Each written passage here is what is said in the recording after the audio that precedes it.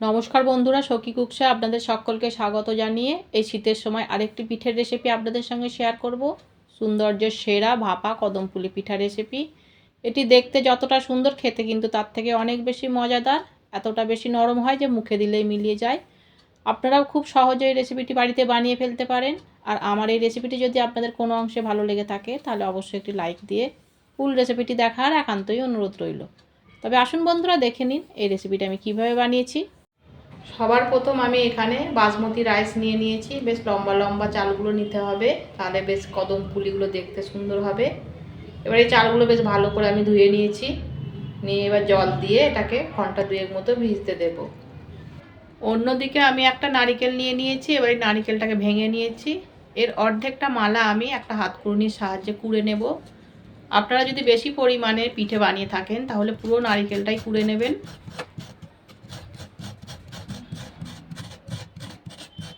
আমি এখানে অর্ধেকটা নারিকেলের মালাটা আমি কুড়ে নিয়েছি। এই দেখুন, বেশ সাদা অংশটাই আমি কুড়ে নিয়েছি। এবার আমি এটা পুর বানিয়ে নেব। তার জন্য অন্যদিকে একটা কড়াইয়ের মধ্যে আমি 1 কাপ গুড় দিয়ে দেব। মিষ্টিটা আপনারা আপনাদের পরিমাণ মতো দিয়ে দেবেন, যে যেমন মিষ্টি খেতে পছন্দ করেন। আর এর মধ্যে দিয়ে দেব 2 চামচ জল। এবার মিডিয়াম আঁচে গুড়টাকে আমি নাড়াচাড়া করে গলিয়ে নেব।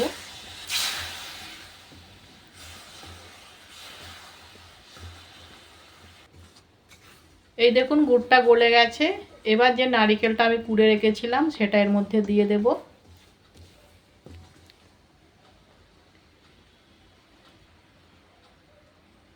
কুড়ে রাখা নারিকেলটা দিয়ে এবার অনবরত নাড়াচাড়া করে 4 থেকে 5 মিনিট মিডিয়াম আঁচে এই পুরটাকে বানিয়ে নেব।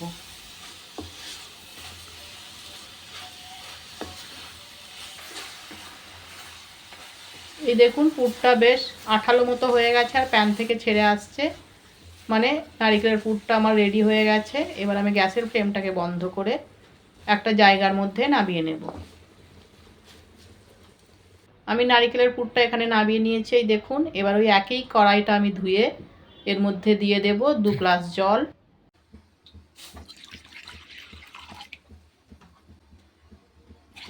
আর পরিমাণ মতো নুন দিয়ে ভালো করে মিশিয়ে নেব। নিয়ে জলটাকে আমি ফুটতে দেব। জলটা আমার এখানে ফুটে গেছে। এবার এর মধ্যে দিয়ে দেব 2 কাপ চালের গুঁড়ো। দিয়ে মিডিয়াম আঁচে অনবরত নাড়াচাড়া করে আমি একটা নরম ডো তৈরি করে নেব।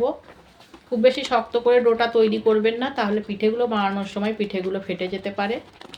আপনারা যদি এইভাবে চালের গুঁড়ো ফুটন্ত গরম জলে দিয়ে ডো তৈরি করে নেন তাহলে পিঠেগুলো খুবই নরম তুলতুলে হবে। এই দেখুন, আমার এখানে ডোটা রেডি হয়ে গেছে। এর থেকে আর বেশি শক্ত করব না। এবারে একটু নরম থাকা অবস্থাতেই আমি ডোটাকে একটা প্লেটের মধ্যে নামিয়ে নেব। আমি এখানে ডোটা একটা প্লেটের মধ্যে নামিয়ে নিলাম। এবার হালকা গরম থাকা অবস্থাতেই এর ওপর কিছু চালের গুঁড়ো দিয়ে আমি বেশ মসৃণ করে চালের ডোটাকে আমি মেখে নেব। আমি এখানে বেশ মসৃণ করে মেখে নিয়েছি। এবার এখানে নিয়েছি নারিকেলের পুরটা, আর যে চালটা ভিজিয়ে রেখেছিলাম সেটাও আমি এখানে নিয়ে নিলাম জল ঝরিয়ে। তবে আসুন এবার পিঠেগুলো তৈরি করে নিই। তার জন্য হাতের মধ্যে কিছুটা চালের গুঁড়ো মাখিয়ে নেব। নিয়ে লেচি থেকে ছোট বলের মতো কেটে নেব। নিয়ে হাতের মধ্যে পাকিয়ে এবার এটা একটা আমি বাটির শেপ দিয়ে দেব। আপনারা ছোট বড় যেমন সাইজের এই কদম পুলিগুলো বানাতে চান বানিয়ে নিতে পারেন। এই দেখুন, আমি বাটির মতো বানিয়ে নিয়েছি। এবার নারিকেলের পুর কিছুটা আমি এর মধ্যে দিয়ে দেব। প্রথমে হাতের মধ্যে ছোট করে নাড়ুর মতো বানিয়ে নিলাম। নিয়ে এবার এর ভেতর দিয়ে বেশ ভালো করে মুড়ে নেব। আমি বেশ ভালো করে মুড়ে আবার হাতের মধ্যে ভালো করে গোল করে পাকিয়ে নেব। আর ডোটা হালকা গরম থাকা অবস্থাতেই পিঠেগুলো তাড়াতাড়ি তৈরি করে নিতে হবে, তাহলে ফাটবে না। এই দেখুন কত সুন্দর তৈরি হয়েছে, কোনো রকম ফাটেনি। এবার যে চালটা আমি নিয়েছি এই চালের মধ্যে এই পিঠেটাকে আমি ভালো করে মাখিয়ে নেব। এমনভাবে মাখাতে হবে যেন বেশ সুন্দরভাবে চালগুলো এই পিঠের ওপর লেগে থাকে। এই দেখুন, ঠিক এই রকম আমার এখানে একটা বানানো হয়ে গেল। তবে আসুন আর একটা আমি আপনাদেরকে বানিয়ে দেখাই। আবার ওই একইভাবে এই লেচি থেকে আমি ছোট বলের মতো কেটে নেব। কেটে হাতের মধ্যে পাকিয়ে আবার বেশ বাটির শেপ দিয়ে দেব। আর যে বাটির শেপটা দেবেন একটু মোটা করে বাটিটা বানাবেন, খুব বেশি পাতলা করবেন না। আবার ওই নারকেলের পুরটাকে আমি এর ভেতর দিয়ে দেব, দিয়ে ওই একইভাবে মুড়ে আবার হাতের মধ্যে এটাকে ভালো করে বলের মতো পাকিয়ে নেব।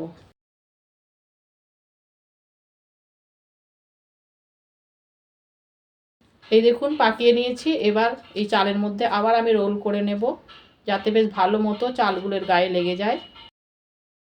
এইভাবেই আমি সমস্ত পিঠেগুলোকে বানিয়ে নেব। এই দেখুন এইভাবেই আমি সমস্ত পিঠেগুলোকে বানিয়ে নিলাম।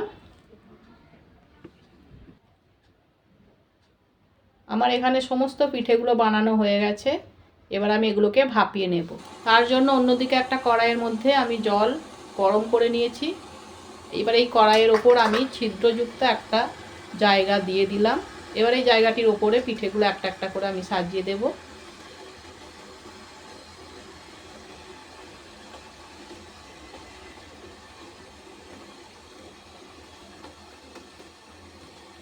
আমি এখানে সমস্ত পিঠেগুলোকে দিয়ে দিয়েছি, দিয়ে এবার এটাকে ঢাকা দিয়ে আমি 8 থেকে 10 মিনিট ভাপিয়ে নেব। যেহেতু তো চাল দেওয়া আছে সেই জন্য একটু সময় নিয়েই ভাপিয়ে নিতে হবে। আমি এখানে মিনিট 10 পর ফিরে এলাম। এই দেখুন পিঠেগুলো বেশ ভালো মতো সেদ্ধ হয়ে গেছে। এগুলোকে আরও সুন্দর দেখার জন্য এর ওপর কিছু আমি ইয়েলো ফুড কালার অল্প অল্প করে লাগিয়ে দেব। আপনারা চাইলে অরেঞ্জ ফুড কালারও ব্যবহার করতে পারেন। আমার কাছে ইয়েলো ফুড কালার ছিল, সেই জন্য আমি ইয়েলো ফুড কালার ব্যবহার করলাম। আমি সমস্ত পিঠেগুলোর উপরে এইভাবে ইয়েলো ফুড কালার লাগিয়ে দিয়েছি। এই দেখুন কত সুন্দর দেখতে লাগছে। আমি আবার এটাকে ঢাকা দিয়ে 2 মিনিট মতো ভাপিয়ে নেব। আমি আবার 2 মিনিট পর ফিরে এলাম। এই দেখুন কত সুন্দর দেখতে লাগছে। তাহলে বন্ধুরা আমার এই রেসিপিটি যদি আপনাদের কোনো অংশে ভালো লেগে থাকে তাহলে অবশ্যই একটি লাইক করতে ভুলবেন না। আপনারাও খুব সহজে এইভাবে বাড়িতে বানিয়ে নিতে পারেন। আর যেসব নতুন বন্ধুরা আমার এই রেসিপিটি দেখছেন তাদের কাছে অনুরোধ রইল চ্যানেলটিকে সাবস্ক্রাইব করে আপনারা আমার পাশে থাকবেন।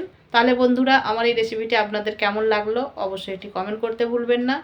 এবার আমি এই পিঠেগুলোকে নামিয়ে নেব একটা প্লেটের মধ্যে। তবে আসুন একটা আপনাদেরকে ভেঙে দেখাই। এই দেখুন কত সুন্দর দেখতে লাগছে, ভেতরের স্টাফিংটাও খুব সুন্দর লাগছে। আপনারাও খুব সহজে এইভাবে বাড়িতে বানিয়ে নেবেন। আবার দেখা হচ্ছে অন্য আরেকটি নতুন রেসিপির সাথে। ধন্যবাদ।